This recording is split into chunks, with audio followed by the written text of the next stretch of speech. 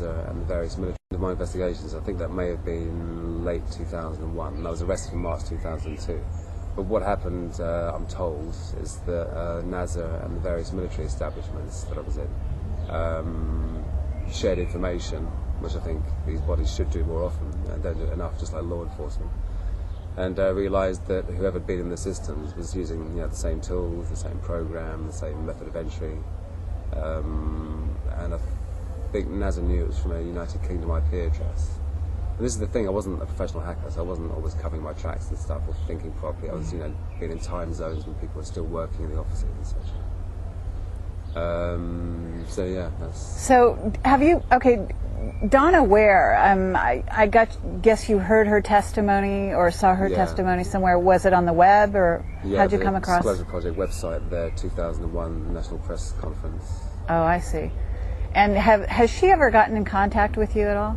No. But she must know that there was... Has, okay. so. Huh. And you've actually been interviewed by a number of publications, reputable establishments, so-called, such as the BBC. Is this right? Yep, BBC, Channel 4, Channel 5, ITV. And the BBC Guardian. World Service, the Guardian. Financial Times. Yep, the FT. I've been in the Metro, the Standard, the Daily Mail. Want me at the moment. In fact, I've yet to return his call. Okay, and just recently, I guess, by Linda Moulton Howe. Yeah. Okay, for Coast to Coast, or possibly for Coast to Coast at some point. Yeah, Earth, Mars, and Dreamland. For her own website. Okay.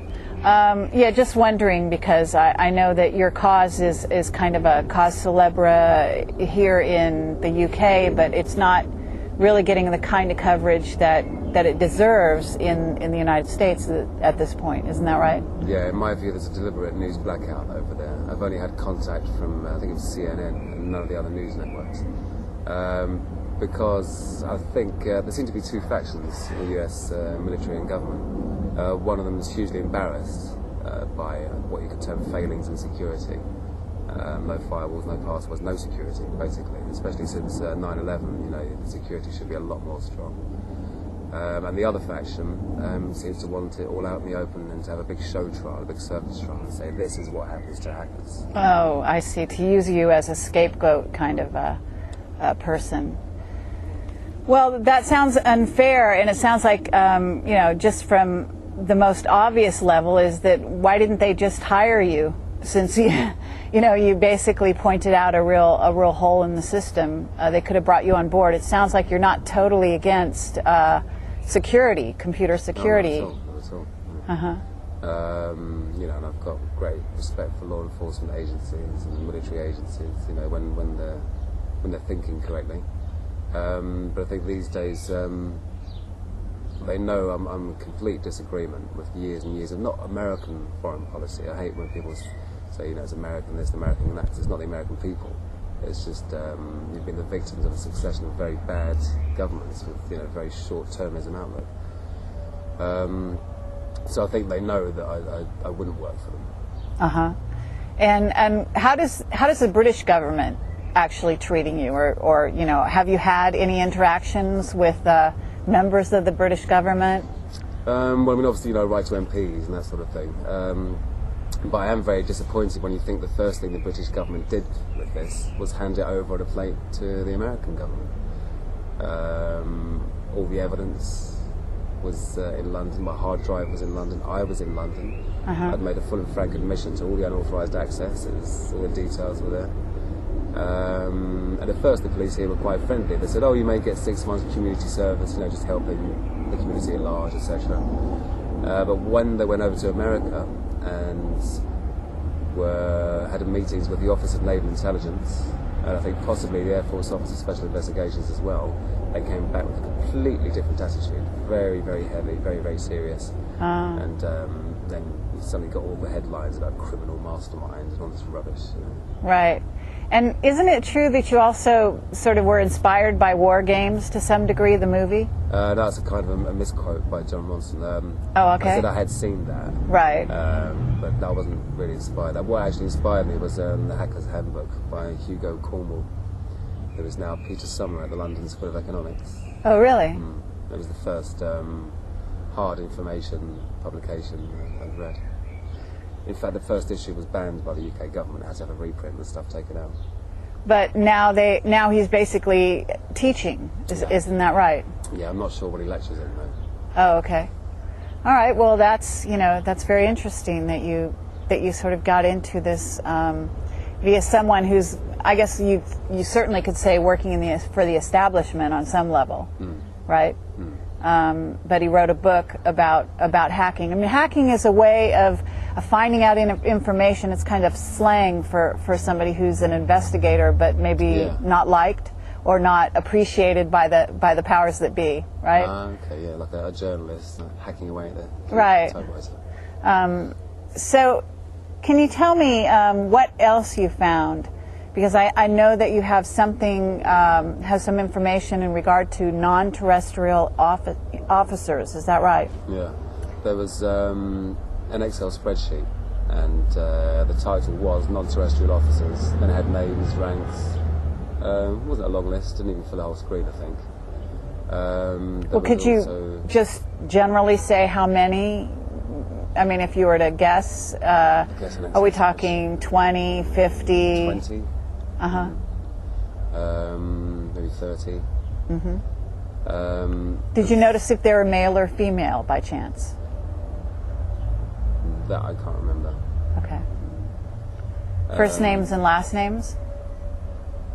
Definitely ranks, but nothing to say, Army captain or Navy captain or...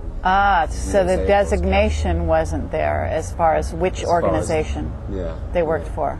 Huh. So, I mean, that was entitled Non-Terrestrial Officers, and obviously not little green men, so I was thinking, what force is this? And that phrase is nowhere to be found on the web or in official Army documentation or anything. And the other thing was a list of ship-to-ship and fleet-to-fleet transfers. Bear in mind fleet-to-fleet, so multiple ships, of materials. And these ships weren't, US Navy ships. Again, I don't remember any of the names, but I remember at the time looking and trying to match up the names, and there wasn't anything that matched. So, now this theoretically would have been pretty top secret information if indeed non-terrestrial is what it sounds to be, which is off-world, right? Yeah. I mean, I gleaned from that information, I surmised that an off-planet sort of space marines is being formed. And if you actually look at DARPA, Defence Advanced Research and Projects Agency literature at the moment in the last few years, and a lot of the government space command stuff, it's all about space dominance. That is really is the final frontier. So I think it's natural for them to want to control space and be developing a space going forward in secret. But I think most likely using technology reverse engineered from ET. To get out there, in other words. Yeah, and also to be cloaked. I mean, otherwise, how many other governments would see this going on? So, reverse engineered from ET. To get out there, in other words. Yeah, and also to be cloaked. I mean, otherwise, how many other governments would see this going on? So, and this was what part? I mean, was this NASA? Where was this? Are you at liberty to say? Again, I wish I was. I find it so hard to remember all of it. It's strange. I can remember IP addresses, but lots of the names and where I was when I found particular things. I remember thinking at the time, this must be NASA and the Navy, and all secret parts thereof. So it was either the Navy or NASA I was in most likely. I think it was most likely the Navy, but I'm not entirely sure. Okay. So at this point, this kind of a discovery is really stupendous, right? I mean, for any researcher to come across something like that is pretty intense. If what I surmised to be correct was correct, and it does kind of point that way, I think. Okay. Are you familiar with the Serpo story? We've mentioned it. I mentioned it to you. But I don't know if you've actually, because you're not on the web, right? You haven't been on the web for a number of years. That's correct, yeah. That's part of your, what do you call it, probation? Bail conditions, yeah. So perhaps you didn't know about it, but it's an alien-human exchange program that supposedly took place between, I think it's 1968, 1978, and there's been a release of information on the web, and I've given you an article here from the Fortean Times to kind of fill you in with it. But just offhand, in hearing about this, there were 12 astronauts that actually went to another planet. The planet was called Serpo in the Zeta Reticuli system, supposedly. Now, a lot of people say this is all disinfo, but the interesting thing is that when you say non-terrestrial officers, there's actually a chance that it could be the Serpo astronauts that this is referring to. Does that link up for you at all?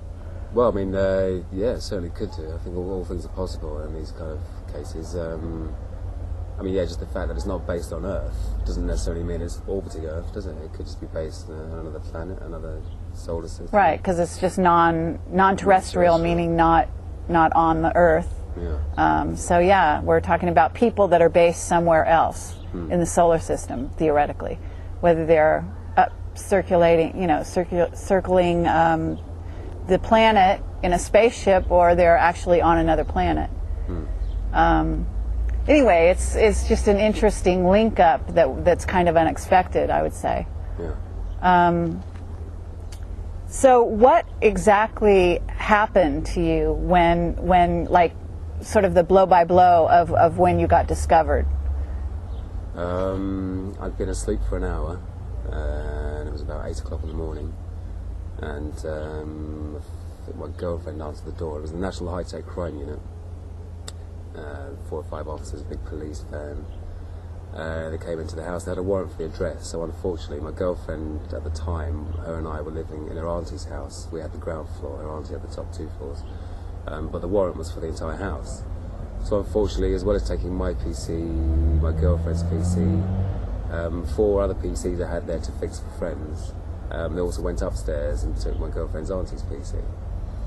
Then they separated us both, and they were doing the Mr. Nice and Mr. Nasty routine, like, oh, no, but you're like, mate, I used to dabble a bit, if you know what I mean, and then, oh, we got into the NAS and the Pentagon, trying to get me to admit things before I was even in the police station. So I kept my mouth shut, obviously. And then we went down to the police station. I was there for 4 hours, which time I used to catch up on some sleep, because I was absolutely knackered. Then they brought me out of the cell after interviewing my girlfriend at the time. Interviewed me for a few hours, threatened to go back and arrest my girlfriend's 15-year-old cousin, just because she's in the house that the warrant was for, and basically put me under great duress to actually say something without a lawyer being present. Wow. And I thought, well, bugger it, it's all on my hard drive anyway, so I may as well just tell them now, because they'll find out anyway. And that's been my sort of style ever since, just full and frank admissions to the unauthorised access and the material I did download, but not the ridiculous claims of damage. So, and then after that, I had 2 police interviews. The second of which the police had just been to, I think, Washington for the ONI, Office of Naval Investigation, possibly AFOSI as well. And they had a very different tone then, were very, very serious, and asking me more and more questions, and actually trying to get me to admit to being places that I hadn't been in, which I found interesting.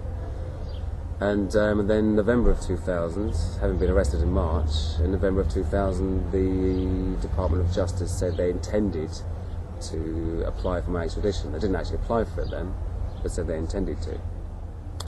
And then we waited and we waited and we waited, nothing happened. And then along came the 2003 Special US-UK Extradition Act only, which required no evidence whatsoever on the part of the Department of Justice to be provided in order to take a UK citizen.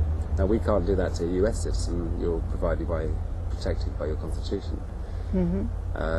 And this treaty is only being signed by the British, not signed by the Americans. Right. So 400 people are currently under threat of being extradited with this. Are they? Yeah, and America has extradition agreements with 119 countries, and only Britain and Ireland agree to extradite their own nationals without evidence. It's a ridiculous situation.